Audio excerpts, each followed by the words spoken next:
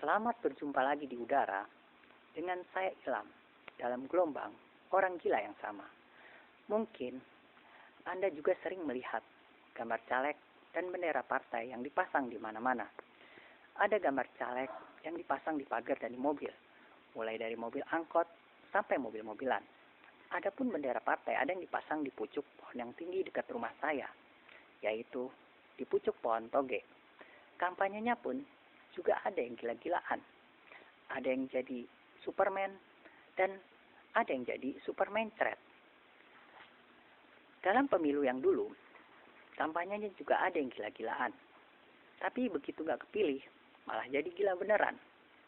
Sekalipun yang kepilih, juga ada yang jadi gila. Soalnya dia kaget. Karena dia udah tahu kalau udah banyak orang yang tempe, kalau dia itu koruptor. Tapi kenapa kepilih juga? Jadi akhirnya dia jadi gila.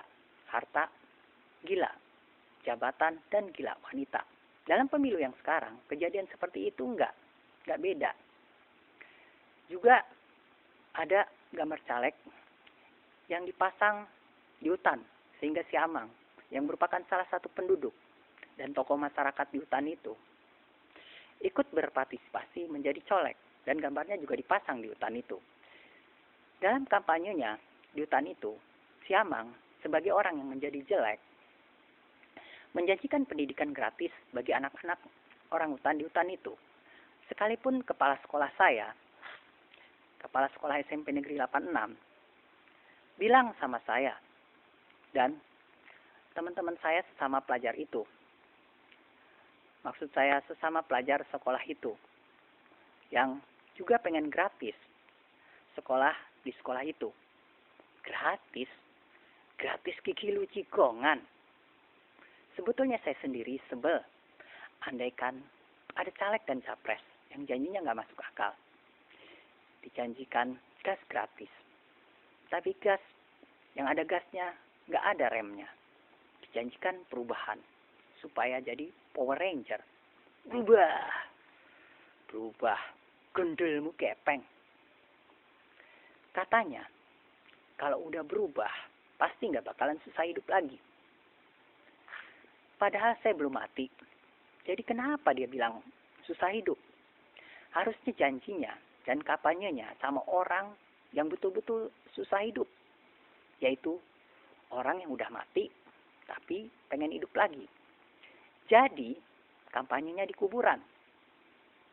Kalau saya lemah syahwat, baru pantas dibilang susah bangun. Jadi gak berfungsi yang namanya pedoman hidup, pandangan hidup, pegangan hidup, dan gantungan hidup. Akhirnya malah jadi gantungan kunci. Dan kalau jalan, kuncinya gundal-gandil, gundal-gandil. Oh my God. Ngomong apa saya tadi? Oh no. Oh yes.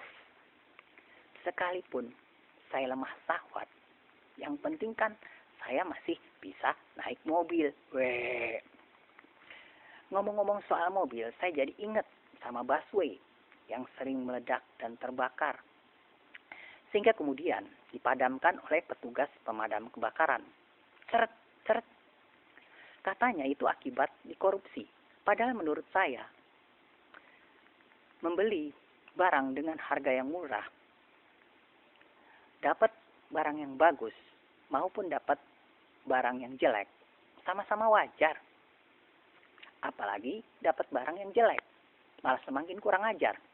Busway meledak, wajar, karena bahan bakarnya gas.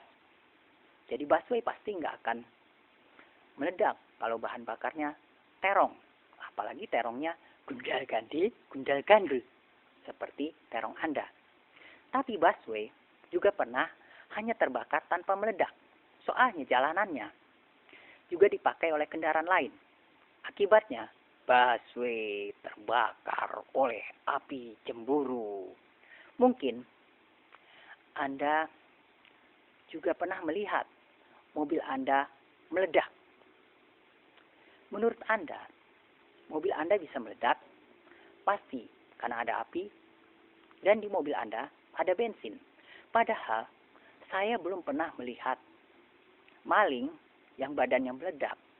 Padahal udah disiram bensin dan dibakar massa. Itu berarti Anda lupa sesuatu pada mobil Anda. Padahal Anda tahu, di mobil Anda itu selain ada rem, pasti juga ada gas. Jadi sebelum mobil Anda meledak, pasti gas itu belum Anda pisahkan dari mobil Anda. Kalau gas itu Anda injak, pasti mobil Anda nggak akan meledak. Justru malah membuat kencangnya jalannya mobil Anda. Dan mungkin mobil Anda baru bisa berhenti setelah bensinnya habis. Jadi percuma Anda menginjak rem. Kecuali rem mobil Anda nggak blong. Bahaya kalau rem mobil Anda bolong.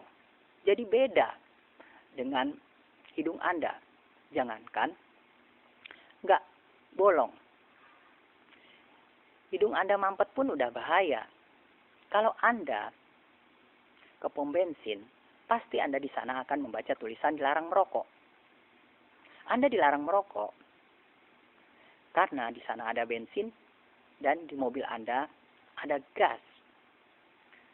Sebetulnya perut Anda pun juga mengandung gas, apalagi andaikan Anda habis makan jengkol. Pasti perut Anda mengandung gas belerang. Jadi, Anda jangan buang gas Anda itu sembarangan. Preprot, preprot. Tempat sampah bukan tempat yang tepat untuk membuang gas Anda itu. Apalagi ke hidung orang lain. Soalnya selain nggak etis atau nggak sopan, juga bisa mengganggu keselamatan penumpang. Jadi buanglah gas Anda itu ke hidung Anda sendiri, sekalipun hidung Anda mampet. Tentunya, Anda nggak mungkin terus-terusan membuka mulut Anda untuk bernapas. Apalagi andaikan Anda habis makan jengkol. Dan Anda tentunya nggak mungkin juga terus-terusan pasang selang oksigen di mulut Anda. Soalnya oksigen itu juga gas. Sekalipun Anda sudah koma.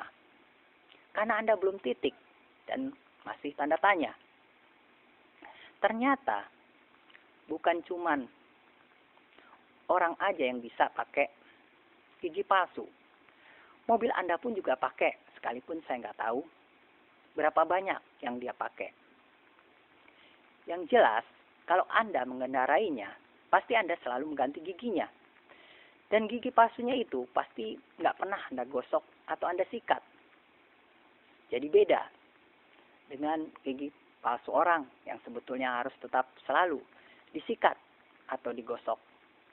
Sekalipun kalau nggak digosok atau nggak disikat, gigi palsu itu pasti nggak bakalan ngilu. Paling cuman jigongan dan mungkin karatan. Apalagi gigi palsu itu gigi emas, pasti sampai 24 karat. Tapi menjual ikan pasti akan bingung kalau Anda bertanya, berapa harganya ikan emas 24 karatnya bang? Ada juga emas koki. Dan emas harimin yang jadi kokinya. Sekalipun akhirnya emasnya jadi masalah. Soalnya emasnya juga ada yang imitasi. Sekalipun emasnya ada juga yang masukin. Maksud saya dimasukin ke tempatnya sehingga akhirnya jadi emas kawin. Atau emas yang merupakan emas kawin. Ngomong-ngomong soal kawin, teman saya pernah bilang sama saya, cepetan lu kawin, biar nggak karatan. Emangnya busi mobil lu bisa karatan? Kembali ke soal gigi palsu tadi. Tentunya setiap 6 bulan sekali, gigi palsu itu nggak perlu diperiksa ke dokter gigi, apalagi gigi palsu mobil Anda. Soalnya, nanti dokter giginya akan heran. Kok jigongnya hitam? Lagi pula, ada giginya, kok nggak ada mulutnya? Padahal kan ada setir dan koplingnya. Sebetulnya, bukan cuma orang aja yang punya mobil. Binatang pun juga punya. Makanya ada mobilnya kijang, mobil zebra, mobil kuda, mobil kodok, dan mobil bebek betina. Terus terang, sebetulnya saya heran. Kalau Anda bilang mobil dan motor sama-sama kendaraan bermotor. Setahu saya kendaraan bermotor itu kendaraan yang ada motornya. Contohnya, mobil yang di atasnya ada motor bebek betina. Perempuan dan ayam perempuan tentu ada bedanya. Kalau perempuan belum tentu berkutek. Tapi kalau ayam perempuan pasti bisa berkotek. Sekalipun sama-sama berketek.